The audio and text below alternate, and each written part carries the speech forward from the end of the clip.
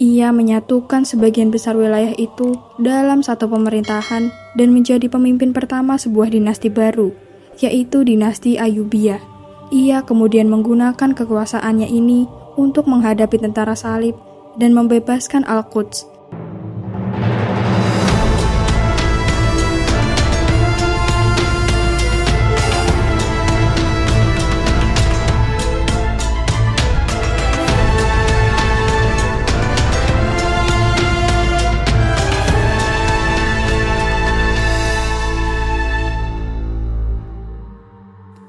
Assalamualaikum warahmatullahi wabarakatuh.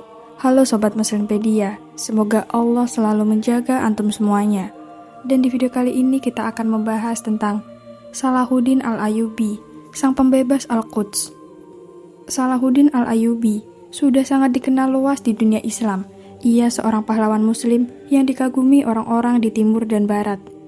Bahauddin bin Sadat, seorang ulama, sejarawan, sekaligus sahabat Salahuddin, menjadi benar-benar yakin tentang kisah-kisah generasi terdahulu yang begitu hebat dan kadang terasa kurang masuk akal saat bercermin pada apa yang ia saksikan sendiri dan perjuangan Salahuddin dan generasinya.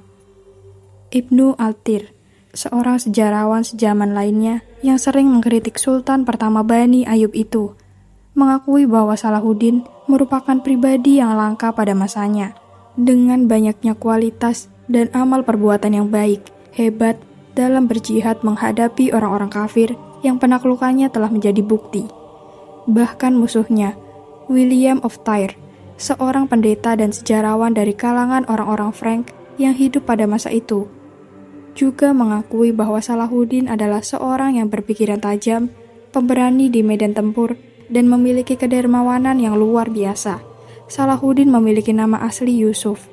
Ia adalah seorang keturunan Kurdi yang lahir di Benteng Tikrit pada tahun 1137 Masehi, dan ayahnya bernama Ayyub bin Shadzi, merupakan seorang Dizar, pemimpin Kasil Tikrit pada masa itu. Tapi sebuah peristiwa menyebabkan Ayyub dan seluruh anggota keluarganya terpaksa meninggalkan kota Tikrit. Yusuf lahir pada hari yang menyedihkan itu, sehingga ayahnya menganggap hal itu sebagai sebuah pertanda buruk. Namun, seorang pelayan menghiburnya. Ini merupakan takdir Tuhan. Bagaimana Anda bisa tahu? Mungkin saja suatu hari nanti ia akan menjadi raja yang terkenal atau seorang tokoh yang hebat di masa depan. Apa yang dikatakannya kelak benar-benar menjadi kenyataan. Sejak saat itu, Ayyub dan saudaranya Shirkuh bekerja pada pemerintahan Imamuddin Zanki di Mosul dan kemudian di wilayah Suriah. Salahuddin Yusuf dan saudara-saudaranya tumbuh dengan pendidikan keislaman dan kenegaraan yang bisa diterima oleh putra seorang emir. Ia menjalani masa kanak-kanaknya di kota Baalbek dan kemudian Damaskus pada tahun 1152. Saat berusia 14 tahun, ia dikirim oleh ayahnya ke Aleppo untuk dididik militer oleh pamannya Shirkuh dan mengawali karir sebagai seorang emir muda pada pemerintahan Nuruddin Mahmud, putra Imamuddin Zanki. Nuruddin mengatakan kedudukan ayahnya yang wafat beberapa tahun sebelumnya sebagai sultan di Aleppo dan Suriah. Belakangan Salahuddin menjadi asisten pribadi Nuruddin yang selalu menemaninya kemana saja Nuruddin pergi. Keberadaannya bersama Nuruddin memberi pengaruh yang mendalam pada diri Salahuddin. Nuruddin merupakan seorang sultan yang soleh, berilmu, dan adil. Nuruddinlah pemimpin pertama di Suriah pada masa itu yang membangun fondasi kesolehan di tengah-tengah masyarakat dan pemerintahannya, serta menyebarluaskan visi kebebasan kembali Al-Quds atau Yerusalem. Beberapa penulis barat, seperti Carole Hillenbrand dalam buku Perang Salib, cenderung mengecilkan kesolehan Nuruddin dan lebih menggambarkannya sebagai politik pencitraan dalam mengokohkan legitimasi kekuasaan. Namun beberapa penulis lainnya, Newby di dalam buku Salahuddin misalnya, mengapresiasi keadilan dan kesolehan Nuruddin dan membandingkannya dengan ketiadaan hal yang sama di kerajaan Frank ketika itu. Newby menulis, "We hear of no Frankish king of Princey as Nur al-Din Wold. I am but the servant of the law." Ucapan Nuruddin ini bukan hanya pemanis bibir. Buku-buku sejarah mencatat banyak kisah keadilannya, pemahamannya yang mendalam, serta sikap tunduknya terhadap hukum Islam. Karakter kepemimpinan Nuruddin ini kelak menjadi model utama dalam kepemimpinan Salahuddin Al-Ayyubi. Salahuddin dan juga Nuruddin sendiri pada saat yang sama juga ikut dibentuk oleh arus kebangkitan kembali Ahlus Sunnah yang telah bermula kurang lebih setengah abad sebelumnya. Dr. Majid Al-Kilani dalam bukunya Misteri Masa Kelam Islam, Hakaza Zahara Jil Salah Al-Din, menunjuk Al-Hamid Al-Ghazali sebagai ulama yang paling bertanggung jawab terhadap gerakan Islam atau gerakan kebangkitan. Kemudian dilanjutkan oleh Abdul Qadir Al-Jailani. Pada generasi berikutnya, kita mungkin dapat menambahkan Nizamul Muluk dari kalangan negarawan sebagai tokoh yang ikut berperan dalam gerakan Islam di era Ghazali. Gerakan ini dalam rentang waktu yang panjang mampu memberikan perubahan signifikan di dunia Islam. Kaum muslimin dan para ulamanya yang sebelumnya terpecah belah dan bermusuhan disebabkan perbedaan mazhab serta mengalami kemunduran disebabkan oleh orientasi duniawi yang terlalu kuat dan perlahan-lahan berubah dan menjadi sangat condong pada persatuan dan kesolehan.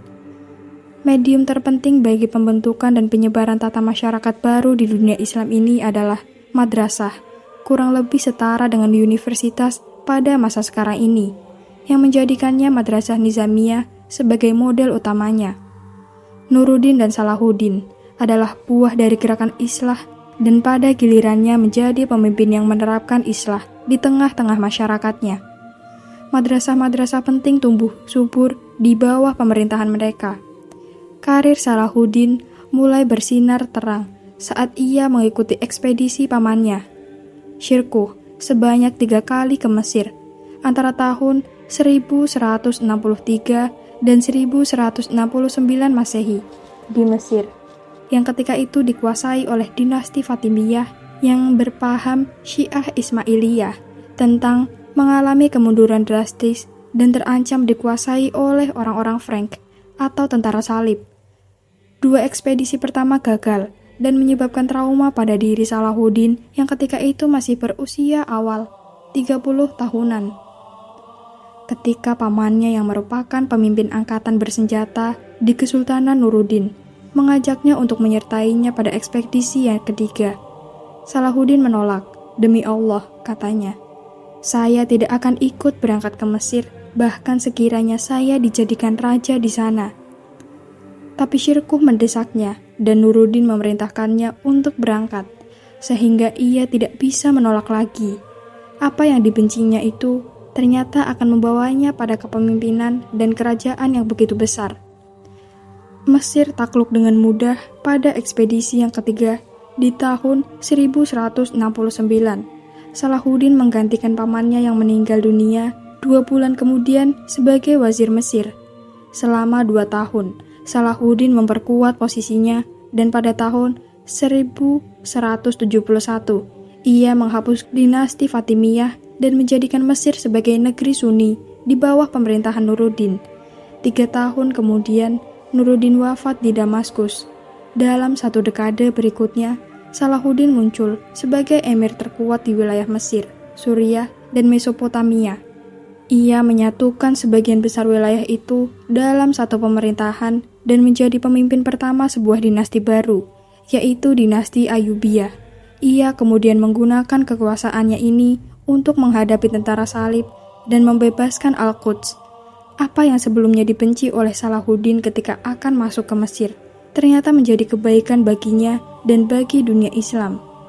Benarlah apa yang difirmankan oleh Allah Subhanahu wa Ta'ala di dalam surat Al-Quran, yang artinya, boleh jadi kamu membenci sesuatu, padahal ia amat baik bagimu, dan boleh jadi pula kamu menyukai sesuatu, padahal ia amat buruk bagimu. Allah mengetahui, sedang kamu tidak mengetahui. Inilah kisah Salahuddin Al-Ayyub, sang pembela Al-Quds. Gambar yang ditampilkan hanya ilustrasi, dan kami memohon maaf jika ada kesalahan dalam penulisan maupun penyebutan. Semoga konten ini bisa menghibur dan bisa memberikan inspirasi, edukasi, dan kebaikan dalam kehidupan sehari-hari. Wassalamualaikum warahmatullahi wabarakatuh.